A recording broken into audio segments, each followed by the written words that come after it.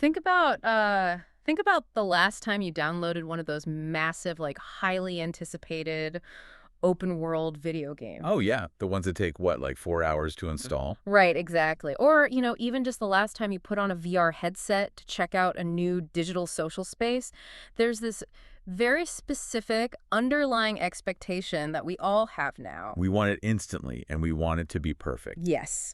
You sit through this massive file download, the loading screen finally fades to black, and then boom, you are dropped right into the middle of this hyper-polished metropolis. Or pristine fantasy kingdom, right? Exactly. Every single skyscraper is fully rendered. Every blade of grass has like ray-traced lighting. The non-playable characters are already walking in their perfectly coded infinite loops. They got their little digital lives all figured out before you even show up. Exactly. The entire world is just finished. It's shiny.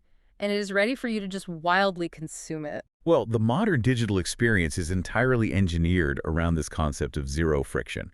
I mean, from the very first second you log in, the developers, they basically want you to feel overwhelmed by the sheer scale of their completed vision. Right. They want that wow factor immediately. Exactly. They spend 5, sometimes 10 years behind locked doors under these strict non-disclosure agreements, just building this universe in absolute secrecy. It's just totally dark. Totally dark. And they do all of that so that you, the end user, never have to look at a single piece of digital scaffolding. You never see the digital sawdust. You just get the glossy showroom floor. Right. But what happens when a developer looks at that entire industry standard philosophy, this total obsession with instant, overwhelming perfection, and decides to just throw it completely out the window? It's a massive risk. It is. What happens when a creator essentially says, no, actually, I'm going to make you stare at the dirt first? Which is such a wild concept. It really is. Yeah. So today, we are exploring this wildly unconventional approach to building digital spaces. We've got our hands on a really fascinating set of devlog notes, design documents, and transcripts from a creator named Dee. Right. Also known in the community as Rod Southwave, who hosts the Out of Bound podcast. Yes. And the mission for this deep dive is to really tear into Dee's incredibly ambitious project, because he is building a massive, fully realized church campus inside the Roblox engine, and he's calling it Elevation Point. Elevation Point, right. Yeah. We're going to be dissecting his foundational vision documents and the transcripts that outline his Elevation Point dev series. And, before we get into the weeds of the actual Roblox engine here, we really need to set the stakes for why this matters to you, the listener, whether you are a gamer or not. Definitely. Because what makes this deep dive so compelling isn't strictly what is being built. I mean, the idea of a virtual church or a digital community center or an online hangout space, that's interesting. Sure, yeah. But the real masterclass here is how he is choosing to build it. Dee's approach is a direct challenge to everything we just talked about regarding instant gratification. Right. He is fundamentally rewriting the architecture of how you build a community from the ground up, using, extreme restraint. Okay, let's unpack this, because to truly understand the brilliance of the how, we first have to wrap our heads around the what. Right, the end goal. Exactly. We need to look at the ultimate goal of the Elevation Point project before we look at the bizarre mechanics of its execution. So, Dee's vision is to create a modern campus that feels, in his own words, real and alive. And he explicitly states in his devlog that he wants to avoid the ultimate trap of virtual architecture, which is building a box with chairs. Man, that phrase alone, a box with chairs, is just such a devastatingly accurate critique of 90% of virtual design today. It really is. It paints such a bleak picture. It does. Because think about how most functional digital rooms are built. If a developer is tasked with creating an auditorium or a meeting hall or a lecture space in a game, the instinct is purely utilitarian. Right, just get the job done. Exactly. You build 4 invisible walls, you slap a brick texture on them, put a raised platform at the front, and then you just fill the middle with neat, symmetrical rows of seating. And that's it. You're done. You're done. It serves one single, highly scripted function. But Dee argues that spaces like that are inherently dead. He writes, not just a simple building, but a place with life, a place with movement. Movement. That is the word that just kept flashing in my brain while I was reading his notes, because he envisions a place where people can hang out, explore the grounds, and even drive cars around the property. Yeah, the cars are a huge detail. Right. He is explicitly rejecting the idea of a static map that just exists as a pretty background. But I have to admit, when I first read the phrase church game in the context of Roblox, my brain immediately conjured a very specific and honestly somewhat boring image. I think everyone's does. Right. You picture an avatar sitting rigidly in a virtual pew for an hour, listening to someone speak through a compressed audio channel, and then everybody just disconnects. Which, to be fair, is exactly how most virtual events operated, doing that massive pivot to digital gatherings a few years ago. Oh, totally. Zoom fatigue, but in a video game. Exactly. It was a purely transactional relationship with the space. You log in, you get the content, you log out. Right. But D specifically emphasizes what happens when the main event isn't happening. He is talking about the downtime. Yes, the spaces between the events. Exactly. It sounds less like he's building an auditorium and more like he's building a massive neighborhood recreation center that just happens to have an auditorium inside it. That's a great way to put it. And, I've spent a lot of time in digital spaces, and providing a space to drive around and hang out seems like a massive allocation of server resources for something that isn't the main objective. So how does engineering all this dead space fundamentally change the user's relationship to the game? What's fascinating here is the distinction between designing for aesthetics and designing for sociology. Okay, tell me more about that. So, sociologists talk a lot about third places, which is the concept coined by Ray Oldenburg. Your first place is your home. Right. Your second place is work or school. Mm-hmm. The third place is the coffee shop. It's the barber shop, the local park. It's the place where you go to simply exist around other people without a strict agenda. You're just kind of vibrating in the same space as your community. Exactly. And virtual spaces almost always fail to be third places because they are overprogrammed. Meaning there's too much to do. No, meaning there's only one specific thing to do. If you build a digital auditorium, the user shows up, consumes the content, and logs off the millisecond it concludes. Ah, I see. The space has no heartbeat outside of the scheduled programming. There is literally no reason to linger. None at all. By designing for movement, by adding drivable cars in these expansive outdoor areas, D is trying to create a gravitational pull. He wants people to stick around. Right. He is engineering the digital equivalent of a parking lot after a major concert or a community event. Oh, that makes so much sense. Think about it. The most important community-binding conversations don't usually happen while everyone is staring forward at the stage. No, they never do. You can't even hear each other. Exactly. They happen in the parking lot afterwards while people are leaning against their cars. They happen in the foyer while people are waiting for their friends to use the restroom. Right. D is deliberately designing the after party, those casual collisions between users. Yeah. That is the secret to transforming a sterile Roblox server into a living world. That makes total sense. Yeah. He is basically building the void so that organic interaction can naturally fill it. Exactly. And he actually says in the transcript, I wanted it to feel like a real church that's actually expanding, which perfectly sets up a massive logistical problem. Oh, a huge one. Right, because if you have this grand, sprawling vision of a bustling community hub with driving mechanics, massive hangout spots, and multiple buildings, how on earth do you launch that?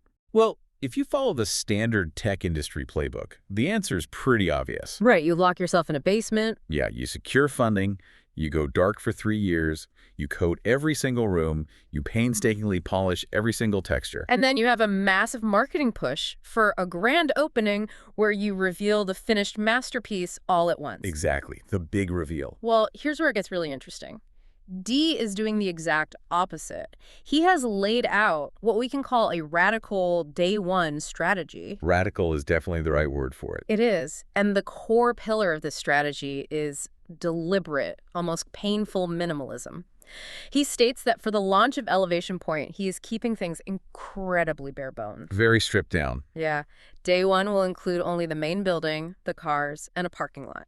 And the detail that absolutely stopped me in my tracks while reading his notes, the parking lot isn't even paved. It is entirely unpaved. It is just a rock Surface. Like, let me put my gamer hat on for a second to explain why this is so completely unhinged. Go for it. In Roblox Studio, the development engine he is using, laying down a digital texture of asphalt costs literally nothing. $0. $0, zero extra budget. It takes maybe 3 clicks of a mouse. You highlight the base plate, you go to the properties menu, and you change the material from slate or cobblestone to asphalt. It takes 5 seconds. 5 seconds. Yet he is intentionally, willfully choosing to launch his highly anticipated world with a gravel parking lot. The restraint required to do that is just staggering. Yeah. And we really need to look closely at what is explicitly left out of this day one launch, because the omissions tell us everything about his underlying philosophy. Right. What's not there is just as important as what is. Exactly. D outlines a massive list of missing features. There is no YTH building, meaning the youth facility. Yeah. There is no kids building. Inside the main sanctuary, there is no balcony. There are no extra architectural wings. Basically, none of the sprawling expansion spaces you would naturally expect a large campus to have. Right. Just a single building and a pile of digital rocks. Okay, I have to stop you there because my cynical brain is flashing red lights right now. Uh-oh. Lay it on me. Is there a chance we are just romanticizing a developer who is running out of time? I mean, let's be honest. In the gaming industry, developers release unfinished, buggy, half-baked games all the time. They absolutely do. Right. They slap an early access label on it, charge people money, and promise to fix it later. How do we know D isn't just using this deliberate minimalism as a clever PR spin for the fact that he just didn't finish coding the youth building in time? That is a completely fair critique, especially given the history of the industry. We've all seen those disastrous live service launches that are just empty shells. Yeah, where you log in and there's just nothing to do. Right.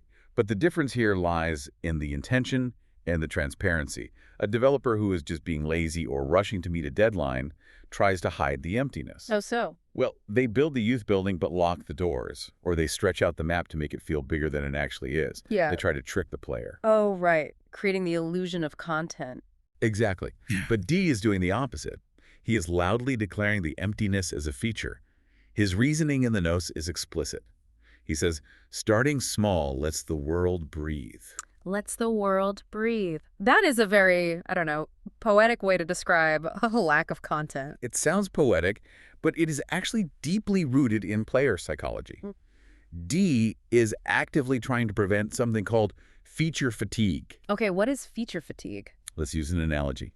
Imagine I take you to the Louvre Museum in Paris. Okay, I'm there. If I drop you inside, give you exactly 1 hour and say, look at everything, you are going to sprint from room to room. I'm just going to run down the hallways. Right. You will glance at the Mona Lisa for 2 seconds, jog past the Venus de Milo, and leave the museum exhausted. And I probably won't remember any of it. Exactly. You won't actually form an emotional connection with a single piece of art because the scale of the environment completely overwhelms your cognitive load. You just consume the space as fast as possible to check the boxes. Did I see that? Yep. Did I see that? Yep. Exactly. Yeah. Now, imagine instead I put you in a small, well-lit room with just one painting, and I tell you that you can't leave for an hour. I mean, I'd probably get bored at first. You might. Yeah. But eventually, you are going to study the brushstrokes. You're going to notice the subtle lighting. You're going to form a deep, intimate memory of that specific piece of art. Because there's literally nothing else to look at. Right. That is what D is doing with the rock parking lot and the single building. By heavily constraining the playable area on day one, he forces a bottleneck of player attention. Oh, wow. So because the players can't just wander off into a massive, sprawling complex, they are forced to actually inhabit the one building that exists. Yes. They're going to know exactly how the digital cars handle on that specific rock texture. They will memorize the exact layout of the main hall. And crucially, because everyone on the server is confined to that same limited footprint, they're forced to interact with each other. That's brilliant. Constraint breeds community. It really does. If you give 1,000 players a massive city, they will spread out and never speak to each other. They'll just be little dots on the map. Right. But if you give 1,000 players a single room, they have to form a society. They are sharing a highly concentrated experience. It reminds me of like moving into a new apartment before any of the furniture has been delivered. Oh, that's a perfect example. Right. You and your friends end up sitting on the bare floor, eating pizza out of a cardboard box, using a suitcase as a table. Yeah. It is objectively not the finished, polished vision of your home. But 5 years later, when the house is fully decorated, that first night on the floor is the memory you cherish the most. Because you were there at the foundational level. Yes, you survived the early, messy days together. And in a digital community, that shared foundational memory becomes social currency. Social currency? How do you mean? Well, 6 months down the line, players will be standing in the finished, paved courtyard saying, man, I remember when this entire area was just a rock parking lot. Oh, right. It's the I was here before it was cool brag. Exactly. It creates a class of veterans. It establishes lore within the community. Hmm. You cannot buy that kind of user loyalty. It has to be earned through shared friction. Okay, but this brings up a massive logistical hurdle. What's that? If the game launches this small, with just the rocks and the single building, how do players know the developer hasn't just abandoned the project? Ah, the fear of the dead game. Exactly. Usually in gaming, if you want to know what's coming next, you have to leave the game. Yeah. You go read a patch notes blog on a forum, or you watch a developer update on YouTube where they say, hey guys, update 2.0 is dropping next month. Right, you have to look outside the virtual world for answers. Yeah. But Dee's dev notes suggest he doesn't want to rely solely on external blogs to communicate progress. And this is where Dee's approach transitions from clever psychology to just sheer artistic brilliance. I am so ready for this. He is utilizing a technique called in-game environmental storytelling, but he's applying it to the actual development roadmap. Wait, really? Yes. Dee explains that as updates approach, players aren't just going to read about it on a Discord server. They're going to see physical, in-game evidence of construction happening inside the world. The examples he gives in the notes are wild for a Roblox game. They really are. He says he is going to implement road closed signs, construction fences, information boards staked into the digital dirt showing exactly when new buildings are slated to open. It's basically a virtual construction site. Totally. He even notes that when the balcony is eventually being added to the main sanctuary, he's going to physically block off the interior walls where the construction is supposedly happening. Like when the parking lot finally gets that asphalt texture, players are going to see a simulated construction zone first. Let's contrast this with the standard operating procedure for almost every other virtual world in existence. Okay, paint the picture. In a typical game, let's say a new guild hall is being added. The developer sends out a server message, servers going down for maintenance at 2 a.m. The dreaded server kick. Right. The game kicks everyone out. An hour later, the servers come back online, you log in, and suddenly a massive, fully constructed stone castle has just magically spawned into the middle of a field that was empty yesterday. There is no physical transition at all. None. It is instant, godlike creation. Which is incredibly jarring. It completely shatters the immersion. It immediately reminds you that you are just a digital avatar running around in a simulation governed by code rather than a citizen of a living world. It breaks the illusion of time. But these notes state every update will feel like a real construction phase, not just random additions. That is so smart. He is artificially injecting the passage of time into a medium that doesn't inherently require it. Right, because he doesn't have to wait for digital cement to dry. Exactly. By placing a digital road closed sign in front of the empty lot where the youth building will eventually go, he is forcing the players to acknowledge a future state of the world. Think about the last time you walked past a construction site in your actual real-life neighborhood. Oh, sure. Let's say an old lot was bought and suddenly the chain link fences go up. Then that weird green mesh goes over the fences so you can't quite see in. Yeah, and you can hear the heavy machinery. Right. You find yourself peeking through the gaps in the fence, trying to figure out what they're building. You start speculating with your neighbors. Is that going to be a coffee shop? Is it a new apartment complex? It becomes a topic of conversation for the whole neighborhood. It creates a collective timeline. D is essentially manufacturing that exact same real-world anticipation. Yes, he is. But wait, by putting up literal roadblocks in the game, isn't he just annoying his players? Like, does mildly inconveniencing them actually make them care more about the eventual payoff? If we connect this to the bigger picture of urban design and human behavior, the answer is an overwhelming yes. Really? Annoyance creates value. Friction is a necessary component of value. Think about a real physical university building a new library. Okay. The construction process itself generates immense community buzz, specifically because of the friction. Because everyone is complaining about it. Exactly. Students complain about the jackhammers interrupting their classes. They complain about having to walk an extra 10 minutes around the diverted footpaths just to get to their dorm. Oh, I've been there. But that shared inconvenience creates a communal narrative. They are all surviving the construction together.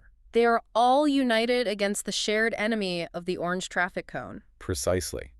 By programming this artificial friction into elevation point, D is transforming the user base from passive consumers of content into active witnesses of history. That is a fascinating way to frame it. The anticipation isn't just a byproduct, it is a core feature of the gameplay. It's the point of logging in. Yes. When that digital construction fence finally comes down and the new youth building is revealed, the emotional payoff for the players is exponentially higher. Because they suffered for it a little bit. Right? They didn't just log in and see a new building. They spent 3 months staring at the barrier, wondering what the interior layout would look like, dealing with the blocked pathways. They feel like they earned the new space. It makes the virtual world feel bound by the laws of physics and the constraints of time. Even though we all know Dee could theoretically build the whole thing in an afternoon if he really wanted to. He's choosing to hold back. And in a medium where developers are essentially omnipotent gods who can create matter with a single keystroke, choosing to subject your virtual world to the slow, messy, bureaucratic process of simulated construction is such a fascinating artistic flex. It really is an artistic choice. He says in the transcript, you'll see the signs, you'll see the equipment, and you know something big is coming. It creates a self-sustaining narrative engine. The game is no longer just about what you do once the buildings are finished. The core gameplay loop actually becomes the act of watching the campus evolve. But that simulated construction, all those orange cones and blocked off walls, it isn't just an infinite loop of teasing. No, it leads somewhere. Right. It isn't just a gimmick to keep people logging in. It is actually leading to a specific, highly structured future, which transitions us perfectly to the most shocking part of Dee's notes. The roadmap. His long-term roadmap. Because he isn't just winging this. He has a concrete timeline, and the dates he is throwing around are wild. The time frame he reveals is genuinely staggering, especially when you consider the hyper-fast, trend-chasing nature of the Roblox platform. Roblox games rise and fall in a weekend sometimes. They really do. Ah. In an ecosystem where games live and die in a matter of weeks, Dee explicitly states that the first major update for Elevation Point is slated for spring 2027. Spring 2027. We are talking about years of waiting. Years. According to the documents, this spring 2027 update is the monumental patch that will finally introduce the highly anticipated YTH building, the dedicated kids building, the balcony in the main sanctuary, new interactive features. And crucially, the actual asphalt texture for the parking lot. Yes, the long-awaited asphalt. He notes that this is the moment the campus will really start to feel huge, setting the baseline for how expansive the world can eventually get. We really need to pause and highlight the sheer willpower and patience required by a creator to execute this. It's almost unheard of. To willingly hold back major, highly requested features that your players are actively begging for until 2027, just to ensure that the pacing feels earned. That is an incredible level of discipline. Most developers would cave in a week. Instantly. The second they see a Reddit thread or a Discord message saying, we want a balcony, they would panic. They'd work a 72-hour crunch shift and try to patch a balcony into the game by next Friday just to keep the player count high. Right. It requires immense confidence in the durability of your core vision. Dee isn't interested in a temporary spike in active users. He's playing the long game. He explicitly states in his devlog, I want Elevation Point to feel like a place that grows with you. This isn't a one-and-done project. It's a long-term world that's going to keep expanding. By planting a flag in the ground and saying spring 2027, he is attempting a massive psychological shift in his audience. He is moving the player from the role of a consumer who demands a finished product now to a participant who is invested in a living, unfolding history. So what does this all mean for the immediate future? Like, how do you keep players engaged until 2027? That's the million-dollar question. He mentions in his outro that in the next episode of his development series, he's going to break down the main building's size, its internal layout, and the interior design choices. Right. He is actively hyping up the architectural blueprints of a virtual building. Which is such a funny concept if you step back and think about it. It is. He wants his listeners to tune in just to hear about the layout of a digital room that doesn't fully exist yet. Yeah. So why are we, as a species, so deeply drawn to the blueprints, the planning phase, and the process of building something, sometimes even more than we enjoy the finished product itself? This raises an important question about human motivation. And it gets into the neuroscience of how our brains process goals. Oh, I love the neuroscience angle. So we are inherently teleological creatures, meaning our behavior is driven by purpose, by looking toward an endpoint. Okay, we need a goal to move forward. Right. But the psychological reality, which neuroscientists like Andrew Huberman talk about extensively, is that the pursuit of the goal often generates far more dopamine and sustained engagement than the actual achievement of the goal. Oh, wow. So the chase is better than the catch. Exactly. When you look at an architectural blueprint, or when your avatar is standing in front of a digital construction fence, your imagination is fully activated. Because it could be anything. Yes, the building behind that fence is absolutely perfect because it doesn't exist yet. It is a space of pure, unadulterated potential. Right. Your brain fills in the gaps with the best possible version of what that space could be. It's the thrill of the blank canvas. Even if that canvas happens to be a digital rock parking lot, you are inviting the player to dream alongside the developer. The journey itself creates the emotional investment. If D just handed his players the massive, finished elevation point campus on day one, they would undoubtedly explore it for an hour, say, wow, the lighting here looks really nice, and then log off forever to play a different game. Yeah, they just consume it and leave. But by intentionally making them wait until spring 2027 for the asphalt and the balcony, he is giving the community a shared future to look forward to. It gives them a reason to keep coming back. Exactly. That specific date, spring 2027, acts as a monumental anchor point in the digital world. It is the developer telling the community, I am committing years of my life to this space, and you should too. It operates almost like a promise. It's Yeah. a developer making a long-term vow to the player saying, we are going to build this reality together step by step. And that is the ultimate magic trick of Elevation Point. If you look closely at D's strategy, you realize that the physical architecture, the main sanctuary, the youth wing, the kids building, the asphalt, it's entirely secondary. Right, secondary to what? It is just the vessel. The real structure Red is meticulously building is the community itself. Oh, man, that is good. And he is using the mechanics of delayed gratification, environmental storytelling, and deliberate minimalism as the psychological mortar to hold that community together. Which brings this entire deep dive full circle. It really does. We started today by examining D's Elevation Point not just as an ambitious Roblox game, but as a masterclass in community building and user psychology. We've explored his vision for a living world that prioritizes movement over static beauty.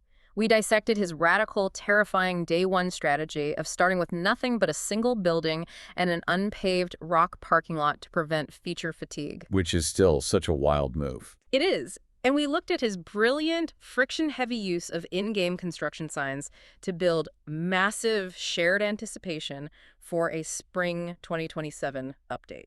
It stands as a remarkable countercultural case study in resisting the modern urge to deliver everything all at once. And whether you are a gamer or not, that is exactly what I want to leave you with today. Yeah, there's a real-world takeaway here. Think about your own life. Whether you are managing a massive project at work, whether you are trying to build a grassroots community in your local neighborhood, or whether you are just sitting at a desk trying to create art in your free time, D's approach is a powerful, grounding reminder. You don't have to rush. You do not have to deliver the entire, finished, polished universe on day one. Sometimes having the courage to start with a rock parking lot and simply letting the world breathe while people get used to it is the most authentic, durable way to build something that actually lasts. And looking at D's work leaves us with a rather profound paradox to chew on. Okay, what is it? If a purely virtual space, a world constructed entirely of weightless code and pixels, can generate a genuine sense of community, nostalgia, and intense anticipation simply by placing a digital road-closed sign in front of an empty lot, what does that tell us about the human brain's deep-seated biological desire for physical boundaries and the relentless passage of time? That is a heavy question. We spend so much of our modern lives trying to eliminate waiting. We invent faster internet, instant delivery, technologies that give us everything the millisecond we desire it. But maybe we actually need the waiting. Perhaps, when all the friction and boundaries are finally removed, we find ourselves secretly missing them.